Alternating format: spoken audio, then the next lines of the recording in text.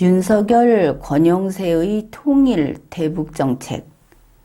이거는 여기에는 자유가 없다. 평화만 있다. 확인해 보면 누구나 이렇게 알아볼 수 있는 그런 정책입니다. 윤석열 정부, 윤석열 대통령이 내세운 거는 비핵, 평화, 번영의 한반도 이것입니다.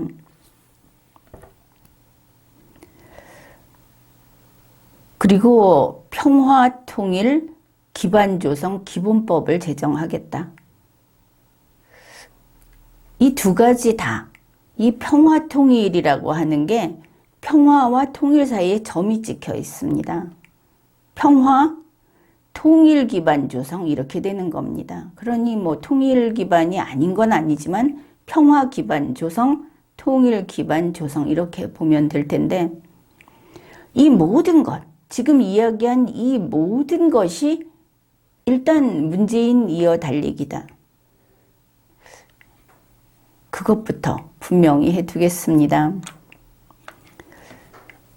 윤석열, 권영세의 평화, 통일, 이 기반 조성을 위한 중장기 추진 전략, 여기에 대해서 여러 차례 밝혔습니다.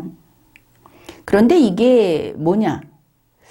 평화, 점 찍고 통일, 기반 조성, 중장기 추진 전략. 이게 바로 문재인의 똑같은 것을 따른 것이다. 이것을 알 수 있습니다. 문재인의 평화, 점 찍고 통일, 기반 조성, 중장기 추진 전략이라는 것이 이미 있다 하는 겁니다.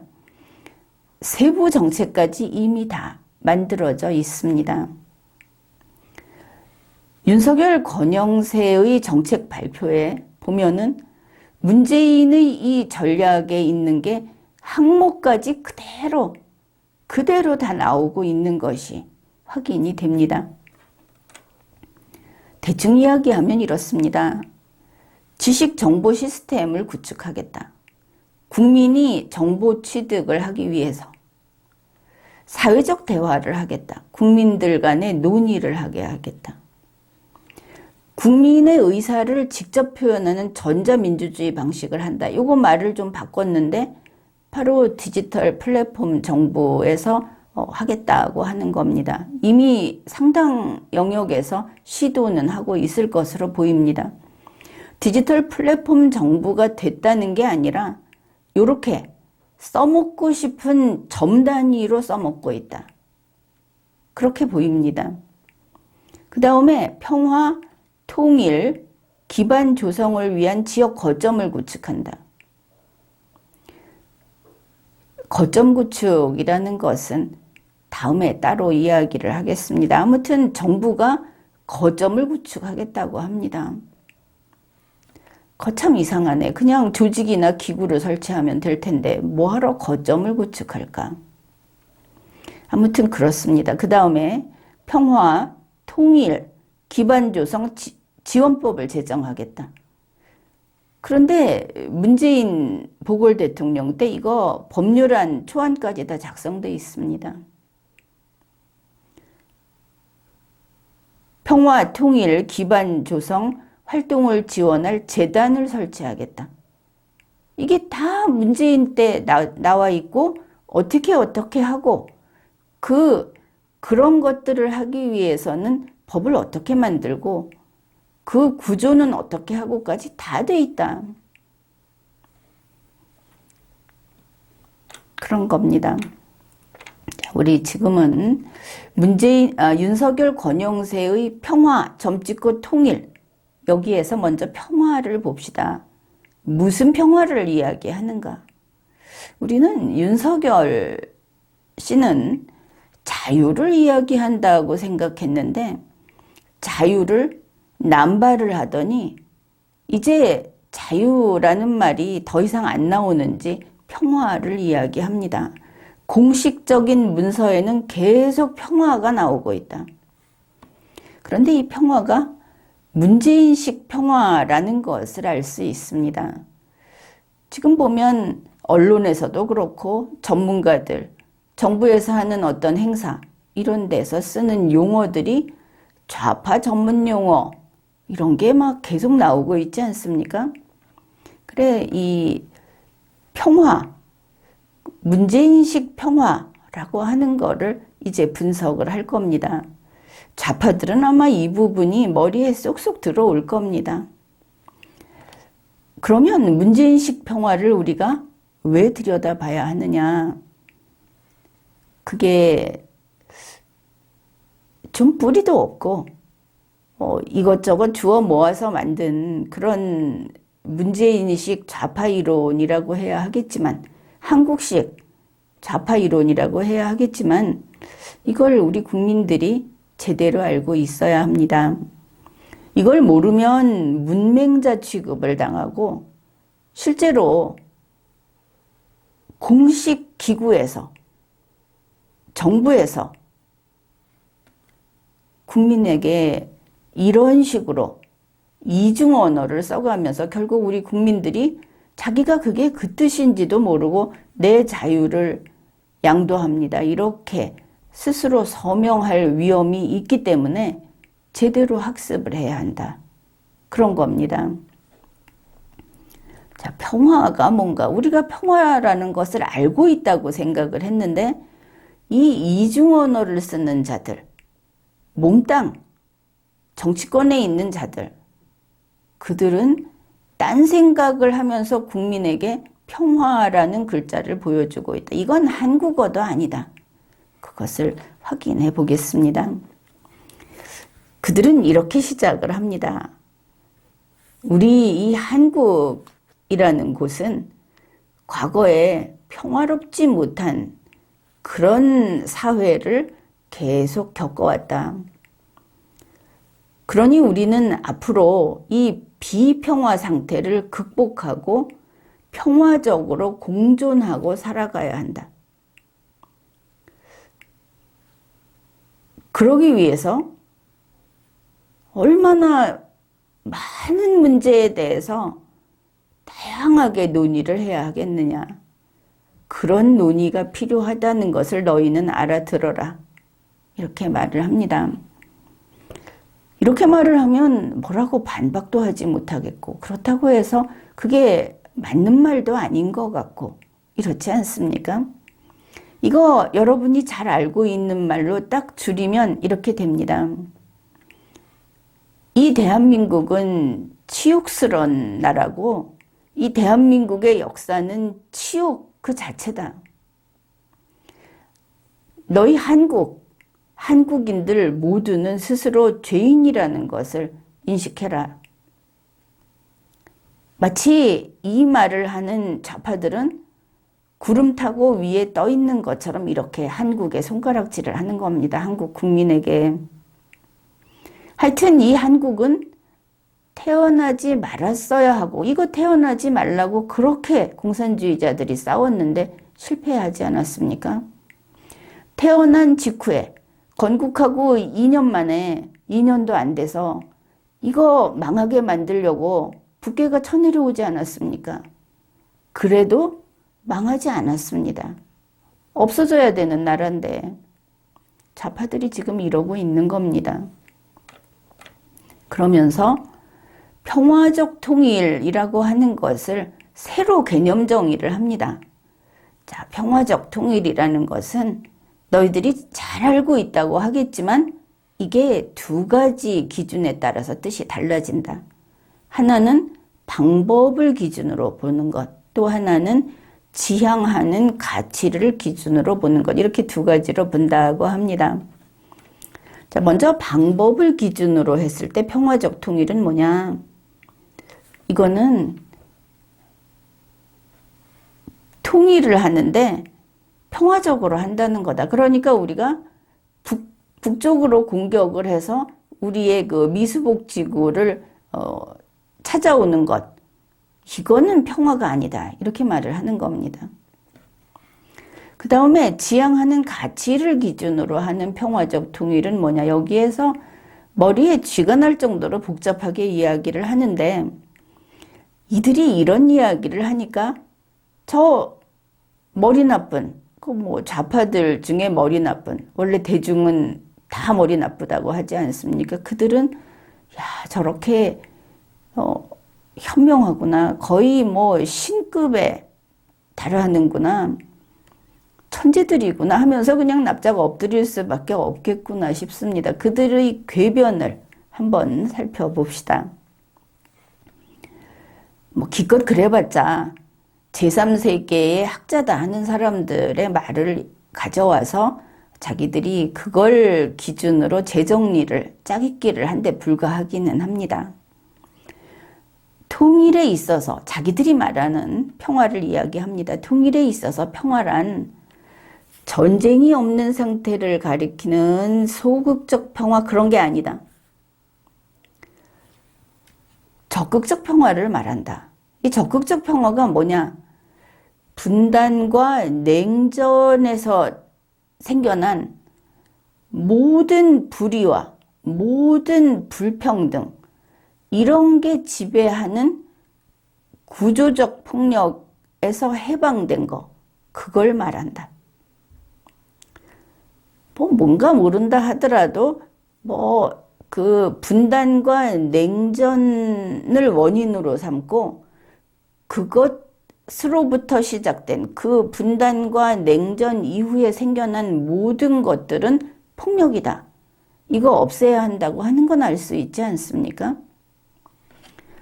우리가 뜻을 정확히 모른다 하더라도 여기에서 이들이 하는 지향하는 가치를 기준으로 하는 평화적 통일이라는 설명은 그저 한 묶음으로 묶어서 무슨 이야기를 할 수 있느냐? 이거는 법의 영역이 아닙니다. 다시 말해서 정부의 업무가 될 수 없는 것들이다. 공무원이 이런 소리를 하면 안 된다. 왜? 법이 없으니까. 법의 영역이 아니니까. 이거는 어쨌든 개똥 철학자가 됐든 뭐가 됐든 그쪽 영역이다. 그거는 아직 모두의 것이 아닙니다. 법이 아니다. 그 사람 개인의 생각이어도 좋고 몇 명의 생각이어도 좋고 한 그 상태다. 그런데 이거를 문재인 보궐 대통령이 그 문재인 정권의 통일부가 이거를 받아들인다. 받아들였다. 이런 겁니다. 법 아닌 것을 가지고 와서 집행을, 종교를 개인의 신념이나 집단의 신념을 가지고 이 나라를, 이 나라의 행정 집행을 하려고 했다. 어떻게 됩니까? 모두 법 위반으로 처벌받아야 하는 겁니다. 아직 안 받고 있습니다. 윤석열 대통령이 물론 한동훈 법무부 장관, 검찰 이렇게 되겠지만 처벌 안 하고 있습니다. 이렇게 명백한데 그것도 국가에 대한 죄를 저질렀는데 그들의 이야기는 이제 좀 점점 구체적으로 됩니다. 나중에 무슨 헛소리를 하느냐 여기까지 갈 겁니다. 그들은 이 적극적 평화, 그게 평화다. 그러니 적극적 평화라는 건 상당히 어려워 보이지 않습니까? 전면적으로 다 갈아치워야 될 것처럼 보이니까. 그런데 통일이 곧 평화는 아니다 이럽니다. 통일을 해도 그래도 아직 평화가 아니다. 어디까지 가야 되느냐? 생명, 자유, 이 자유는 우리가 말하는 자유와는 다른 겁니다. 억압이 없는 것을 이야기하는 자유입니다. 우리가 말하는 이 사람들 말대로면 에너지가 넘치는 능동적 자유 이런 거 아닙니다. 창조하는 자유 이런 거 아닙니다. 그냥 좌파식 자유, 공정, 좌파식 공정, 좌파식 복지, 좌파식 환경, 좌파식 안정, 좌파식 민주 이게 반영된 통일이어야 평화라고 합니다. 뭐 그렇게 복잡하냐. 머리도 안 좋으면서. 그러면서 통일을 한 다음에 살아가는 삶에 있어서 민족 구성원 모두의 의식 속에 북한 주민들과 우리 대한민국 국민 모두 한 명도 빠짐없이 그것도 의식 속에 생활하면서 지켜야 될 법 이게 아니고 머릿속도 이 평화가 정착이 되어야 한다. 두뇌를 지배하는 겁니다. 그렇게 해야 하는 바로 이런 평화가 최우선적 가치라는데 이 한반도에 사는 모든 인간들이 동의되어야 한다. 국민을 세뇌시키겠다는 겁니다. 북한 주민은 어떻게 못하니까 대한민국 국민을 이렇게 세뇌시키겠다. 아니, 의식까지도 좌파가 원하는 이것이어야 한다는 게 우리의 의식이어야 하니까 무식한 건지 이거야말로 궁극의 폭력인지 그렇지 않습니까? 남북의 분단은 폭력에 의해 조장된 것이다. 남북의 분단이 폭력 때문에 조장된 것이다. 통일을 위한 노력은 그러한 폭력에 의한 위협을 없애는 노력을 의미한다. 뭔지 아시겠습니까? 당신들은 알고 있냐고 물어보면 질문은 허용하지 않겠소 이렇게 나올 것처럼 보입니다. 아마 모를 겁니다. 그러면서 자기들의 이미 설정해 놓은 이야기를 합니다. 분단 구조는 지금 북한과 대한민국으로 나뉘어 있는 이 구조는 그러니까 누가 이 분단을 시켰는가? 김일성 집단이 했다. 이런 거를 다 버리고 지금 상태를 보는 겁니다. 항상 교통사고가 나면 자동차를 욕하고 도로를 욕하는 뭐 이런 식이다. 분단 구조는 그 자체로서 남북한 간의 대결의식을 조장했다. 이거 6.25 전쟁이 남북 간에 서로 적대감을 키웠다고 이야기한 거하고 똑같은 패턴이다. 그 말을 한 것도 좌파고 이 말을 한 것도 좌파다. 당연하지 않습니까? 분단 구조가 남북한 간의 대결의식을 조장했다. 이러니 이들이 경쟁하고 실력을 겨루는 데서 숨이 턱턱 막힐 겁니다. 절대 이길 수 없다는 거를 느끼게 됐을 때 그냥 다른 길로 가고 싶다. 분단이 왜 됐습니까? 서로 총구를 맞대고 있는 사이인데 분단 구조가 남북한 간의 대결의식을 조장했다. 원래 안 그랬는데 분단 구조는 한국 사회 내 이제 우리 한국인을 때리기 시작합니다. 한국 사회 내에서 자기와 생각이 다른 집단하고 갈등을 조장하고 비평화 문화를 형성했다, 만들어냈다. 자, 자기와 생각이 다른 집단하고 갈등을 조장하면 이거 좌파들이 더 많이 하지 않았습니까? 폭력적으로. 그러면 모든 좌파들은 사회 전면에서 다 물러나서 은퇴를 하는 게 어떻겠습니까? 이들이 말하는 자신과 생각이 다른 집단하고 갈등을 조장하는 건 누구냐? 우파만 손가락질을 하는 겁니다. 그러면서 한국 국민을 뭐라고 욕을 하느냐? 너희들 한국인들은 그냥 태생적으로 너희들은 그냥 폭력 자체다. 그러니 한국 국민이 싹 없어져야 평화가 오지 않겠습니까? 이들 생각을 따라가면.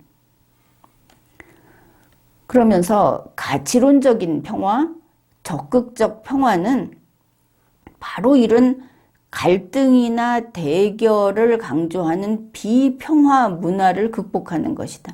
좌파가 극복하는 것은 이거를 괴멸시키는 것을 뜻합니다. 그러니까 한국 사회에서 자신과 생각이 다른 집단, 즉 좌파를 비판하고 공산주의를 비판하고 북한을 비판하는 이들을 극복해야 한다고 하는 겁니다.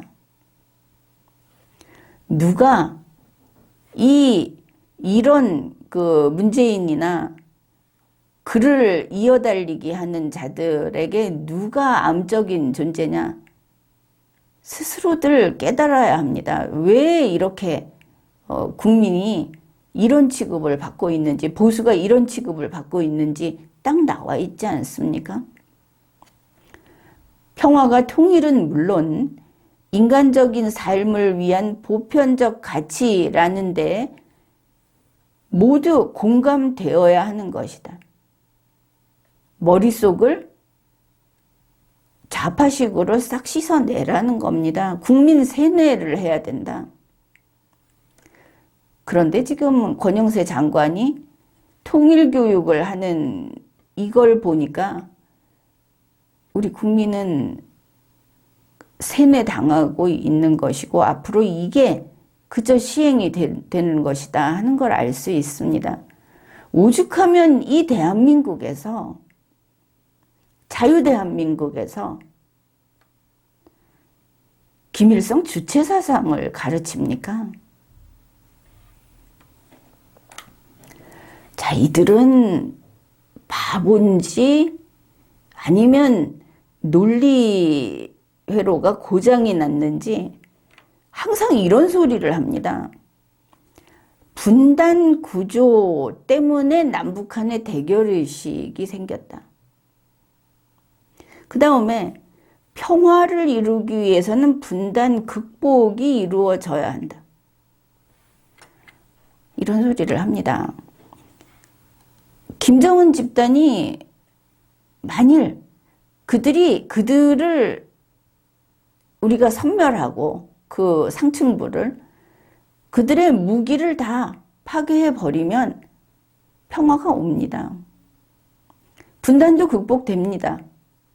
이들은 그게 아니고 평화를 이루기 위해서 분단을 극복해야 한다. 분단을 없애야 한다. 계속 말이 꼬리를 물고 가는데 다른 소리 하는 겁니다. 그냥 좌파 정신 상태다. 이게 제정신이냐 싶은 소리를 하고 있는데 대중은 듣고 뭔가 훌륭한 말씀을 하나 보다 이러는 겁니다. 자, 이제 본색을 드러냅니다. 분단 극복을 해야 된다. 우리가 평화롭기 위해서. 저 적극적 평화, 진짜 평화를 위해서. 평화, 점찍고 통일이라는 걸 위해서 분단 극복을 해야 한다. 그래, 어떻게 할 건데? 이러니까 분단을 극복하기 위해서는 상대에 대한 타자성을 인정해야 한다. 상대의 있는 그대로를 인정해야 한다. 객관적 북한관, 객관적 북한 교육. 상대에 대한 타자성을 인정하니까 그러니까 권영세가 주체사상을 우리 초등학생부터 전 국민에게 교육한다고 지금 책을 만들어서 뿌리고 있다. 딱 이거다. 확인이 되지 않습니까? 한반도에서 평화 부재의 가장 결정적인 원인이 되는 것은 한반도의 구조 자체다. 이 구조를 극복하는 게 1차적인 과제일 수밖에 없다. 그래서 이걸 극복하려면 상대의 타자성. 북한은 그 자체로 좋은 거야. 바람직한 거야. 훌륭한 거야. 이래야 되는 겁니다. 이 소리를 하는 겁니다. 자, 계속 반복적으로 이야기를 합니다. 이 한국의 평화 논의, 한국에서 평화를 이야기할 때 아주 특수한 점이 있는데 그게 바로 분단의 극복이다. 이 분단을 극복하려면 북한을 존중해야 된다. 북한을 받아들여야 된다. 윤석열 대통령이 북한을 있는 그대로 수용하고 포용하자. 문재인이 포용하자. 우리 국민은 동의할 수 없는 이야기를 하는 겁니다. 좌파들이 죽어라고 목청껏 이야기를 해봤자 우리는 시끄럽다 치워라 하는 것밖에 답이 안 나오는 이런 자들. 그런 자들이 국민의 일꾼으로서 행정 집행을 하고 입법을 하고 하는 그런 국민의 일꾼으로 뽑아놓은 국민이 책임감을 느껴야 합니다. 얼굴 알고 이름 알고 과거에 뭐가 어땠다. 그 사람이 재산이 많다. 그 사람이 말빨이 좋다. 얼굴이 반질반질하다. 다 쓸데없는 겁니다. 바로 이런 자들을 뽑아놨지 않습니까? 지지율이 얼마다. 신경 쓰지 말고 정신 똑바로 박힌 사람을 뽑아야 하는 겁니다. 한국에서 분단과 냉전 질서는 모든 갈등의 원천적 구조이자 체제이다. 아니 왜 강대국들끼리 싸웠던 냉전 질서, 또 강대국들이 시작한 냉전 질서, 그걸 우리가 책임을 져야 한다는 거냐. 거기에 우리 스스로 참가를 했다면 왜 우리 선대들이 한 거를 이렇게 적대시해야 하는 거냐. 한없이 남 탓을 하는 좌파들. 이런 자들은 현실을 제대로 못 봅니다. 이렇게 이야기하는 거 햇볕 아래에서 이 이야기 들어줄 사람이 없습니다. 그런데 우리 한국에서는 이게 방송에 나오고 책으로 나오고 이거 하는 사람들에게 가서 헌금하고 기부하고 그러지 않습니까? 딱 이들이 먹고 살 수 있을 만큼 밀어주는 어리석은 대중이 있다. 그게 자유민주주의의 적이다. 이겁니다. 우린 그걸 다시 한번 똑바로 알아야 하는 겁니다. 그래, 이들 주장이 분단과 냉전 질서를 극복하는 게 가장 먼저 이루어져야 된다. 분단과 냉전 질서를 극복함으로써 비평화 상태를 해결하는 것이다. 그리고 또 이야기를 합니다. 그러기 위해서 어떻게 해야 하는데 이러면 그동안 누적되어 온 적대적 타자성을 극복해야 한다. 타자의 타자성을 인정해야 한다. 딴 거 없습니다. 북한의 공산주의를 받아들이고 김일성 주체사상을 받아들이고 김정은을 수령으로 받아들이고 그렇게 하라는 겁니다. 남과 북이 서로를 평화적으로 공존할 상대로 인식한다는 게 뭐냐. 서로라고 해봤자 북쪽은 꿈쩍도 하지 않으니까 한국인 들어라 하는 이야기 아닙니까? 그러면 한국인은 북한하고 평화적으로, 북한을 평화적으로 공존할 상대로 인식한다는 것은 상대에 대한 일방적인 의사소통이 아니다. 이 바보를 보십시오. 이게 4천만 원인지 돈을 얼마를 주고 산 건지 모르겠는데 일방적으로 무슨 의사소통이 됩니까? 한국어도 모르는 주제에 이러고들 상대가 가지고 있는 고유성과 타자성을 인정해야 한다. 북쪽은 꿈쩍 않고 변함이 없는데 한국은 자꾸 북한과 같아져야 된다. 북한을 이해하고 학습해야 한다. 이러고 있습니다. 이게 뭡니까? 이게 친북입니다. 북한의 공산주의를 뭐라고 해서는 안 된다. 그러니 윤석열과 권영세가 북한을 학습해야 한다. 객관적인 북한관을 습득시키겠다. 이러고 있는 거 아닙니까? 통일부에서 그동안 쭉 해온 거. 세금 들여서 책 찍어갖고 배포한 거. 엄청나게 많은데 거기에서 뭐 하고 있느냐. 전부 평양 애들이 자유민주주의, 대한민국 헌법의 우수성 이런 거 배우지 않습니다.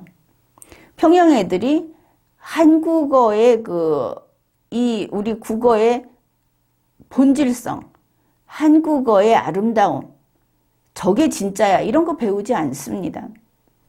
우리 한국 아이들이 초등학교에서 북한말 배우기 언제부터 했습니까?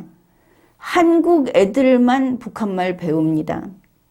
한국 애들만 북한이 어떤지 체험학습합니다. 북한 애들하고 친하게 지내자 이러면서. 그러면 한국만 변합니다. 저쪽은 오빠라는 말만 써도 처벌하지 않습니까? 저 남한 말 쓰지 마라. 여기에서는 열심히 배웁니다. 북한을 부러워하면서. 북한은 자주적이다. 이래가면서. 자, 이들은 우리가 문재인 때 종종 들었던 요한 갈퉁이라는 자의 평화 개념을 또 꺼내 듭니다. 갈퉁인지 갈통인지 우리가 문재인이 아니었으면 이거 들었겠습니까? 그런데 우리는 이걸 알고 있습니다. 알게 되고 말았습니다. 요한 갈퉁이 평화를 이제 소극적 평화, 적극적 평화 이렇게 말을 했다고 하는데, 소극적 평화라고 하는 것은 전쟁, 테러리즘, 범죄, 신체 폭행 이런 구체적인 폭력이 없는 상태를 말한다. 적극적 평화는 직접적인 이런 소극적 평화가 없어야 하고 구조적인 폭력이 없어야 하고 문화적인 폭력이 없어야 한다.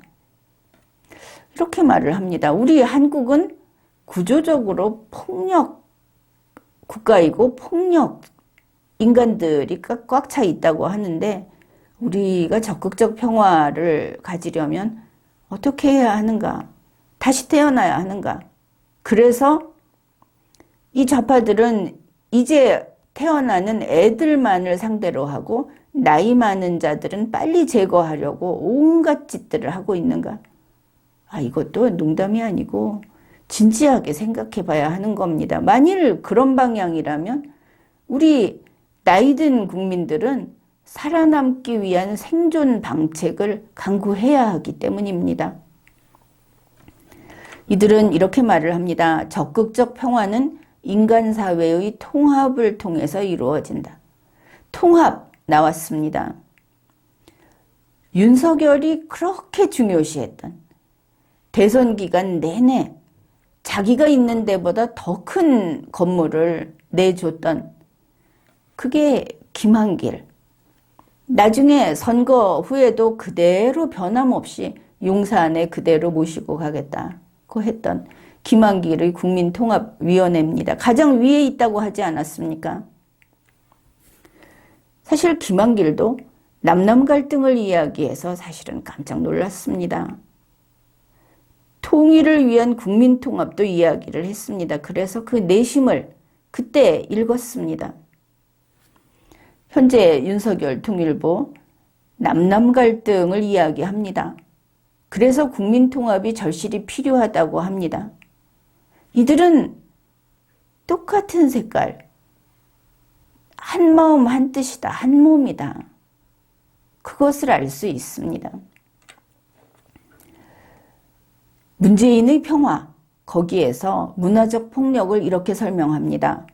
문화적 폭력은 특정 종교, 특정 사상, 특정 언어, 예술, 과학, 여기에 법률도 집어넣습니다.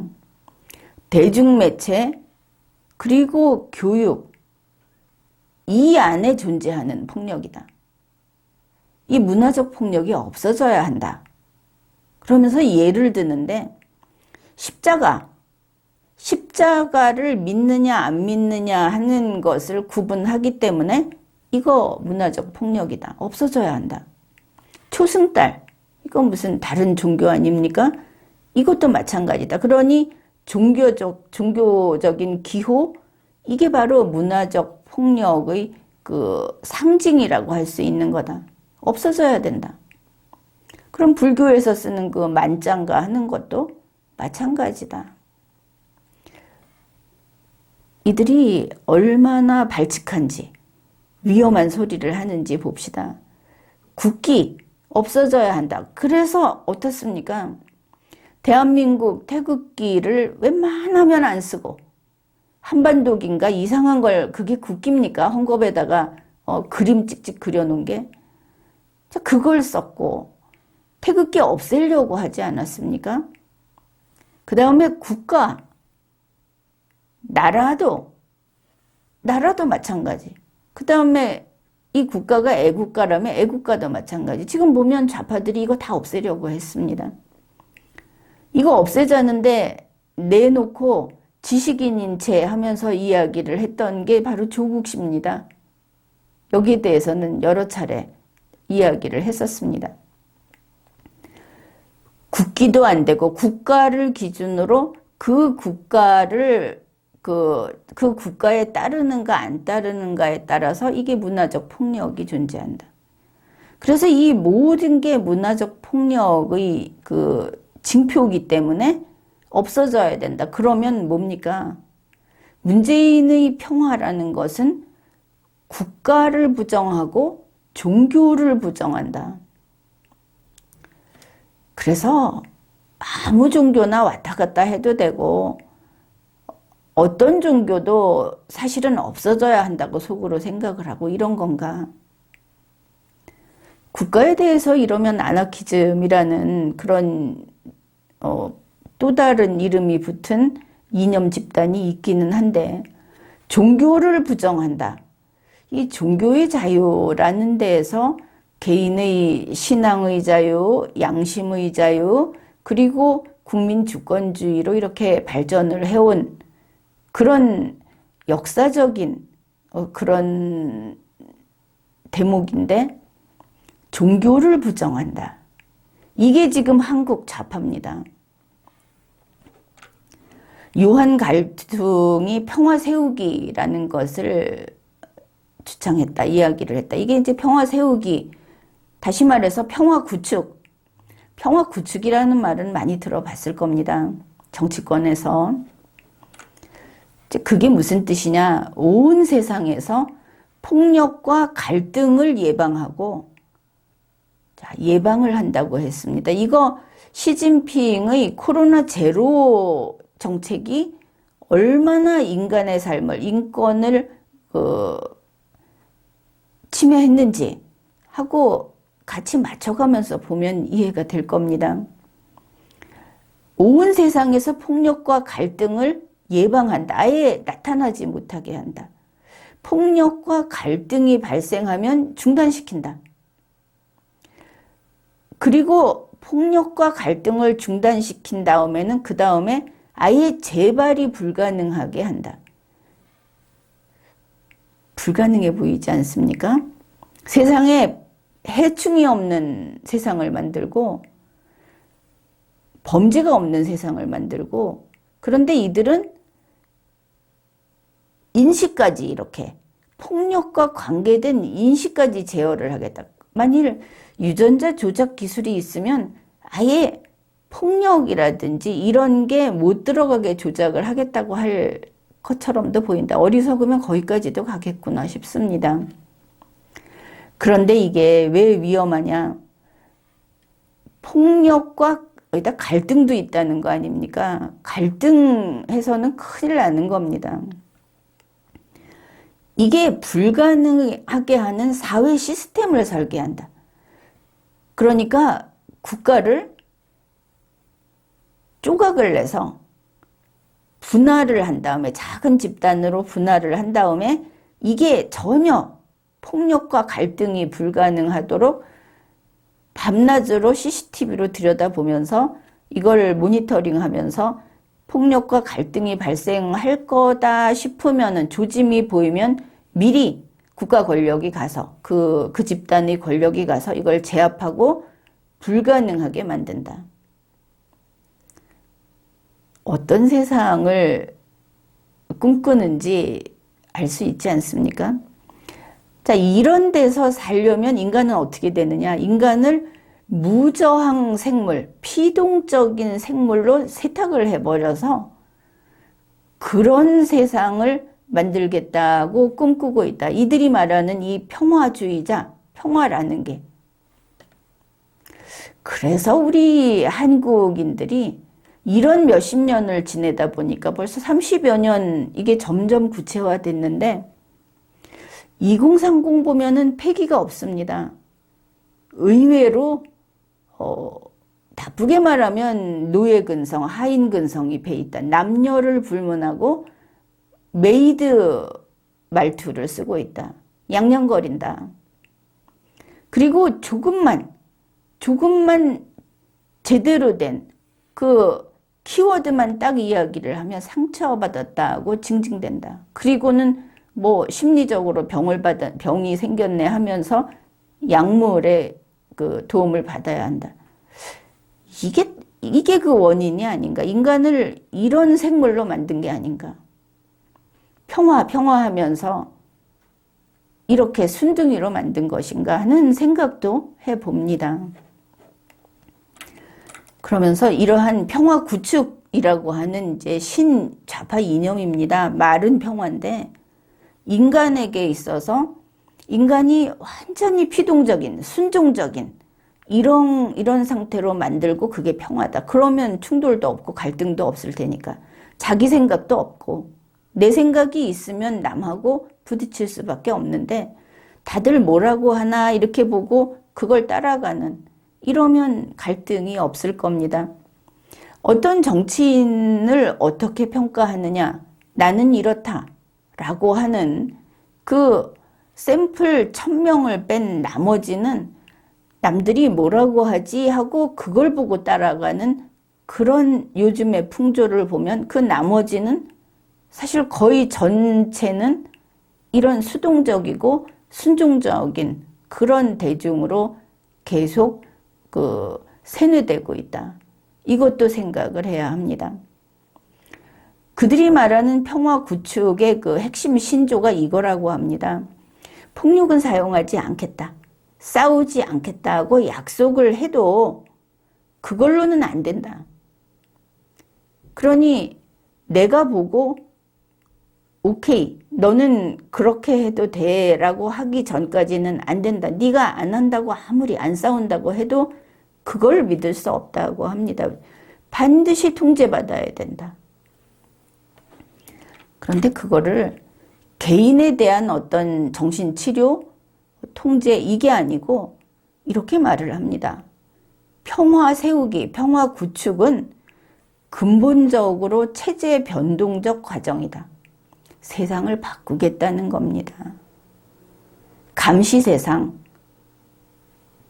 기술을 이용해서 사람들이 머릿속으로도 마음속으로도 남을 미워하지 못하게 자기와 생각이 다른 남에 대해서 내 생각이라는 걸 아예 못하게 모두가 원하는 거에 그냥 따라서 살게 만드는 이 체제 변동적인 거 그거다 이렇게 말을 하는 겁니다.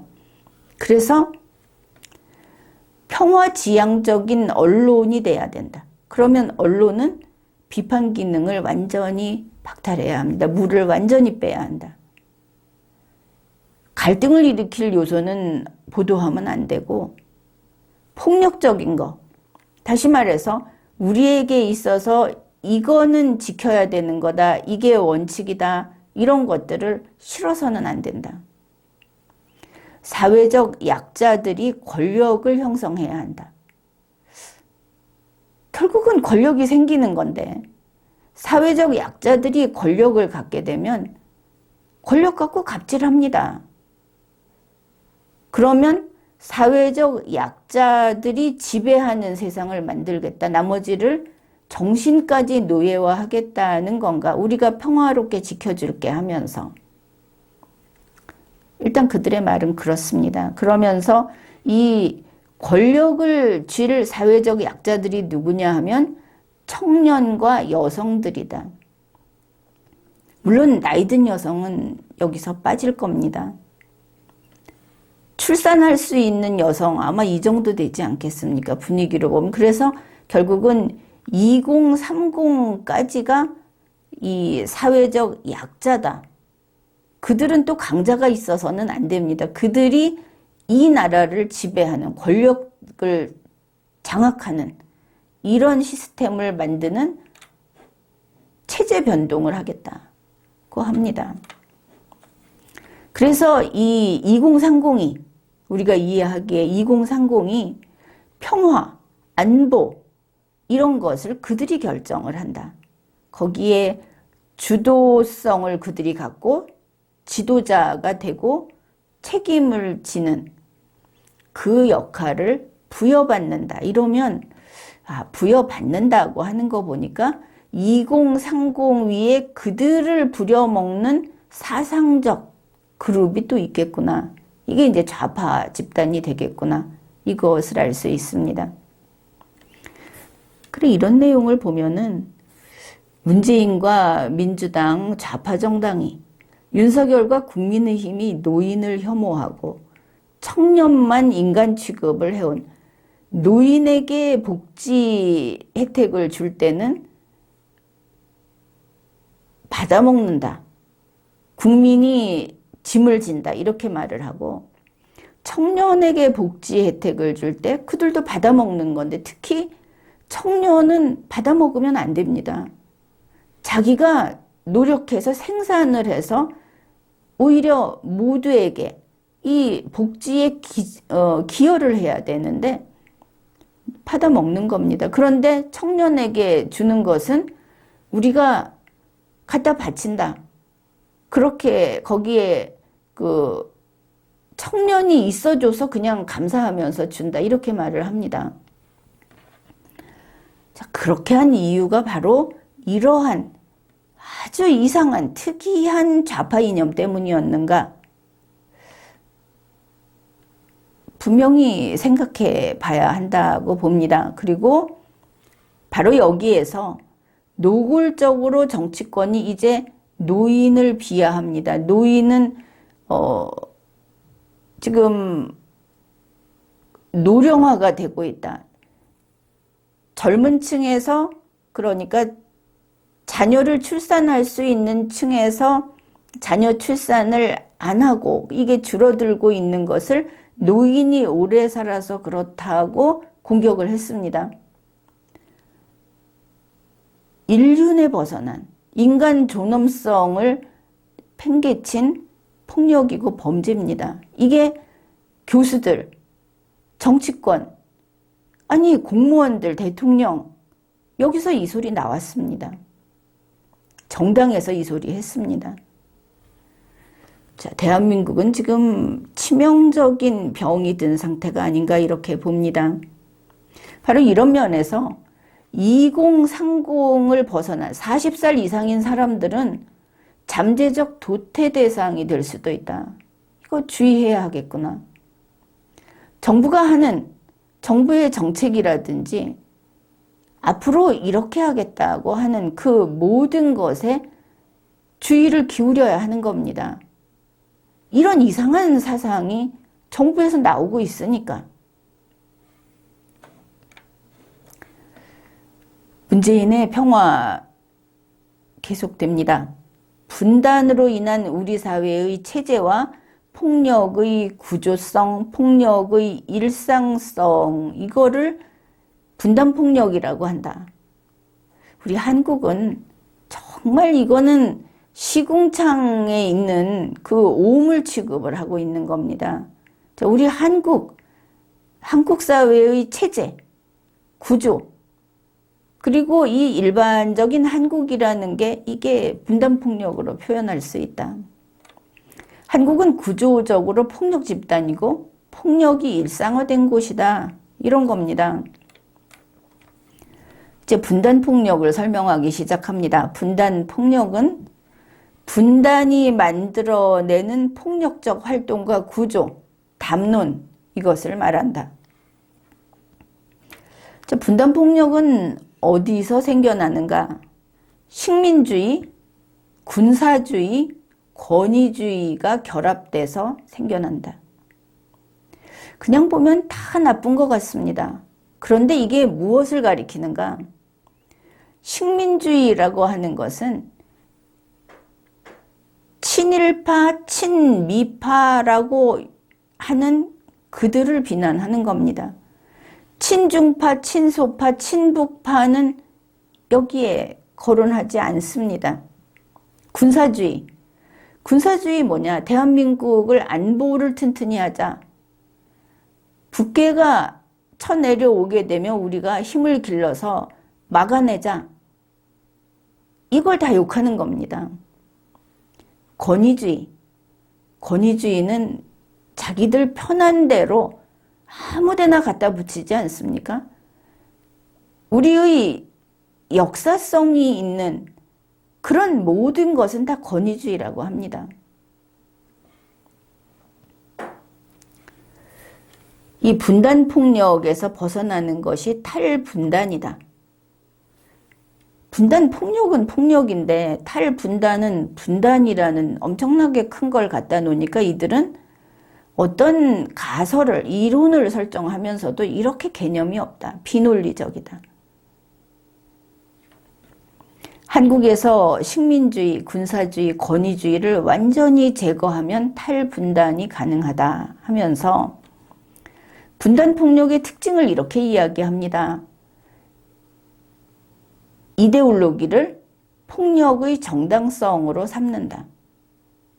자유민주주의라는 것이 공산주의를 나쁜 것이라고 말을 하는 정당성으로 삼는다. 그거 맞지 않습니까? 나쁘니까 나쁘다고 하는데 정전체제를 명분으로 가해지는 폭력이다.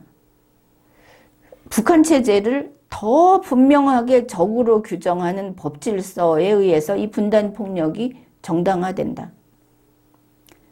분단폭력은 구조적이고 집단성을 띠고 있다. 이게 소수의 발악인 것을 알 수 있습니다. 이 이야기를 하면. 그런데 그 소수에게 휘둘리는 한국 정부가 돼서 되겠습니까? 이들이 말하는 건 결국 한국의 국가 해체를 주장하는 거다. 자유민주주의, 국민주권주의 대한민국이 죽어야 된다는 게 이 분단폭력을 이런 이름을 붙여갖고 평화를 설파하는 자들이다. 분단폭력에서는 공산주의라는 특정 이념을 나쁘다고 한다. 이거 문재인이 말하지 않았습니까? 공산주의자. 그렇게 말하면 안 된다. 왜 안 됩니까? 북한의 공산주의가 나쁘다고 해야 이 전시체제, 이게 합리화가 된다. 결국 반공이 죄라는 뜻입니다. 굳이 공산주의만 이렇게 싸고 돈다. 세상에 누가 공산주의를 싸고 돕니까? 이 지구상에서. 아주 소수자들이 대한민국에서 이렇게 힘을 쓰고 있다. 우리 국민이 이걸 그냥 용납해서 되겠는가?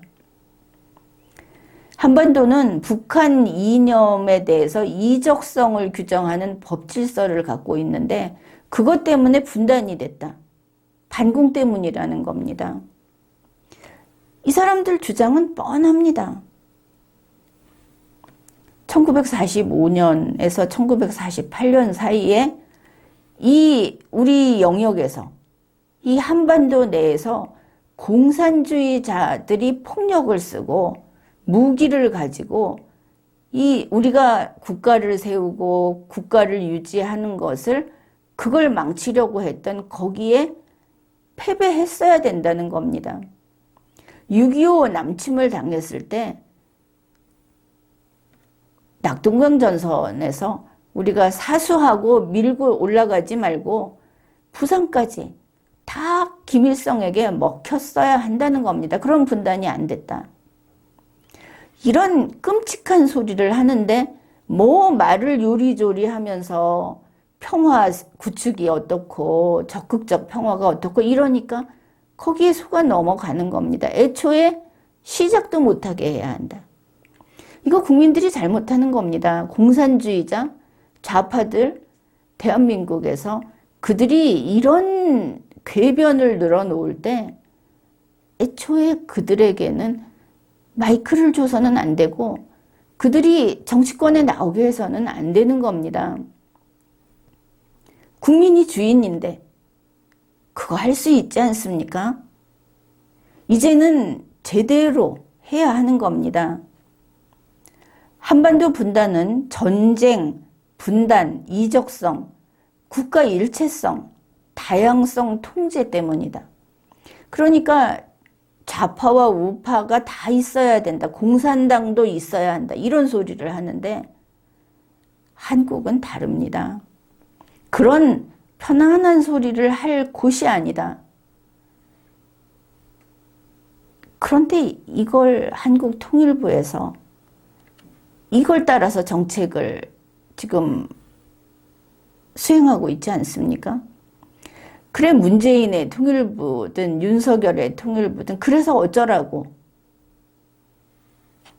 자, 국민이 이걸 제대로 알아야 하는 겁니다. 도대체 어떤 괴상한 걸 가지고 이론이라고 하면서 그걸 바로 적용을 하는 이런 정부가 있는가. 국민이 이거를 통제를 해야 하는 겁니다. 대한민국에서 권력은 국민에게만 있습니다. 대통령에게 있지 않습니다. 검사에게 있지 않습니다. 국회의원에게 있지 않습니다. 그들의 평화론 계속 봅시다. 분단체제는 적대적인 이분법 체제이다. 이질적인 타자에 대해서 협력과 대화보다는 협박과 단절을 우선시한다. 이질적인 타자에 대해서 환대와 우정보다는 적대와 혐오가 더 정당해진다. 그냥 다 쓸데없는 소리고 사람이 살아가면서 남에게 협력과 대화를 먼저 하는 사람 있습니까? 자기가 하고 싶은 거를 가지고 상대방의 협력과 상대방이 대화로 나오기를 바라지. 세상에 내가 세상 모든 사람을 환대하고 우정을 바치고 싶은 사람이 있습니까? 남에게 환대받고 남의 우정의 대상이 되고 싶지. 자기들도 전혀 그렇지 않으면서 인간의 조금 약한 점, 그걸 이렇게 물고 늘어지는 겁니다. 자기들은 심판하지 말라고 하면서 심판하면 어떻습니까? 썩은 내가 진동하지 않습니까? 그 대표적인 좌파 송영길 씨, 돈 좋아했다. 돈 잘 쓸 줄 알았다. 이런 뉴스 나오지 않았습니까? 다 그렇네. 국민들 보기에 어떻습니까? 좌파는 깨끗합니까? 그런 거는 지나간 지 옛날입니다. 좌파가 깨끗했다는 것은 마르크스 레닌 시대 조금 이야기할 수 있을지 모르지만 이미 지난 세기부터 가장 먼저 부패한 것은 그들이다. 여기에서 갑자기 분단을 이분법적 분열이라는 걸로 대폭 확장을 해버립니다.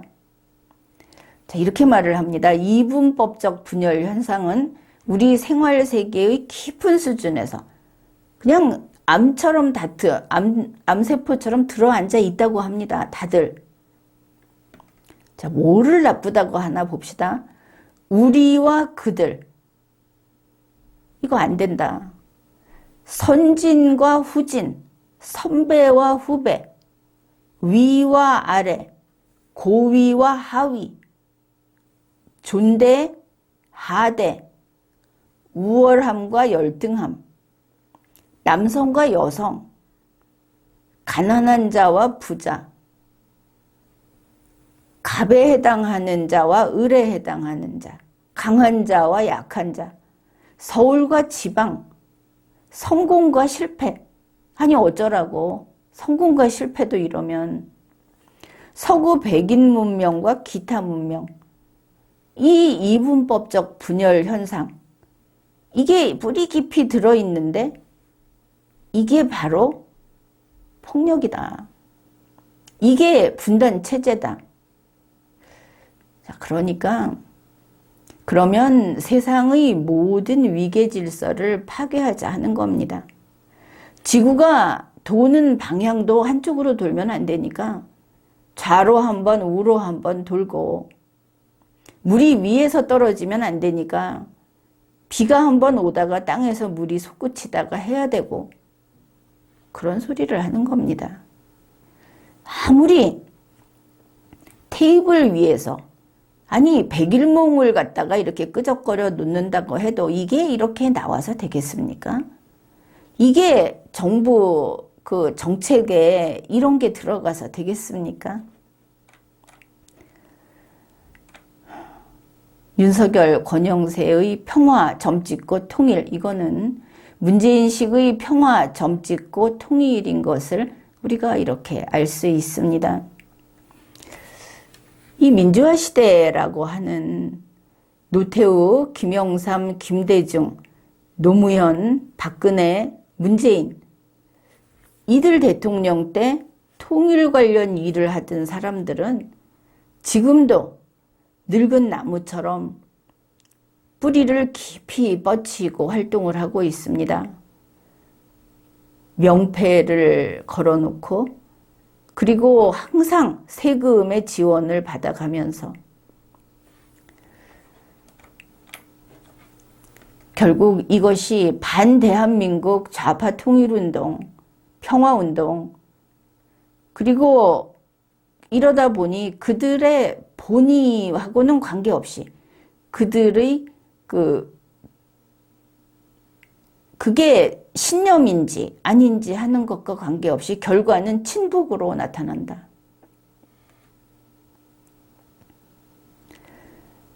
자, 이게 윤석열, 권영세의 평화, 점찍고 통일에서 평화라는 것의 이론적 바탕이다 하는 겁니다. 이 시대에 21세기 과학기술이 발달하고 게다가 신냉전이 불꽃을 튀기는 지금, 문재인, 윤석열, 평화주의자들 잘해봐라 싶습니다.